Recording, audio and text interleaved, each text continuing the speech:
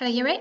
So as you're solving these equations, what I would like you to do is reflect from one to the next one, what's changed. So here we can see that the 2x and the 3 have swapped around. Say to yourself, what do you expect to happen? Well, I'm not sure if I expect anything to change in the solution here because 2x plus 3 is the same as 3 plus 2x. And then check by solving the equation.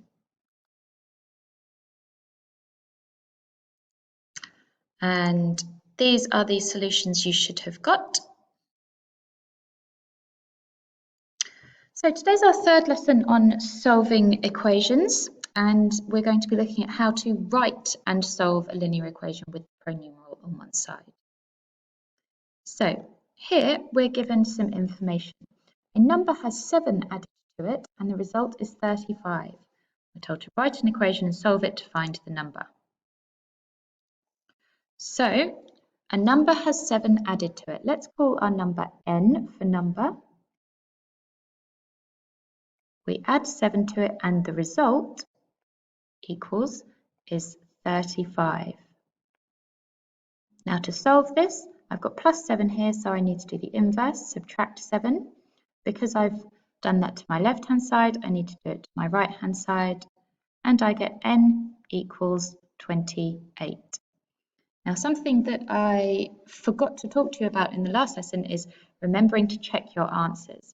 So let's take this n equals 28 and put it back into my question. A number, 28, has 7 added to it. 28 plus 7 is 35. The result is 35, so I know I've got the right answer.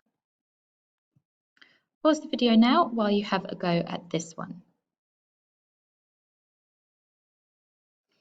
So we've got a number, n, has 5 subtracted from it. So n subtract 5.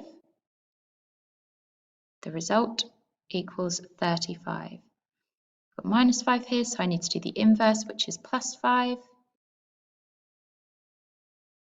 So I get n equals 40. Let's check our answer. If I have 40 and I subtract 5 from it, I get 35. My result's 35, so I know I've got it correct.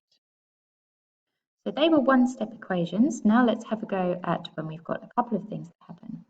A number is divided by 11 and then 3 is subtracted from the answer. The result is 2. Write an equation and solve it to find the number. So a number, n, is divided by, now remember we don't use the divided by symbol, we'll use over, like in a fraction, 11, and then 3 is subtracted from the answer. So this is the answer, and then 3 is subtracted from it. The result is 2. So to solve this equation, I could either multiply everything by 11 or add 3. It's much easier to add 3, so I'm going to add 3.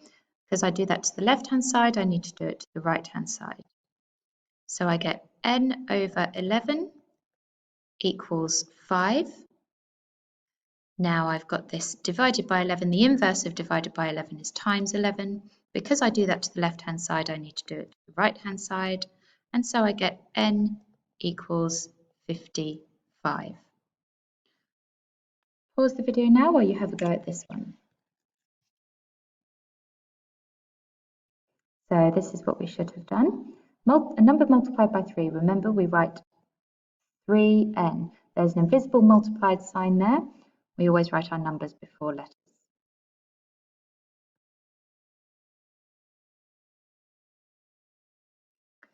So here I could either divide everything by 3 or I could subtract 9. It's easier to subtract 9, so I'm going to subtract 9.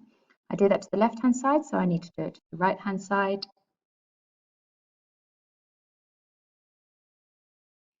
Multiplying by 3, the inverse of multiplying by 3 is divided by 3.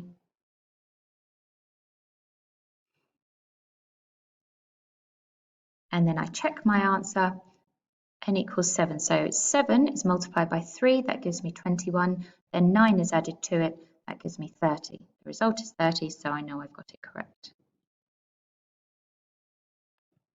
These are your questions now, and this is what you need to get done by the end of the lesson. If you finish before the end of the lesson, let me know and I can tell you what to move on to. Thank you very much.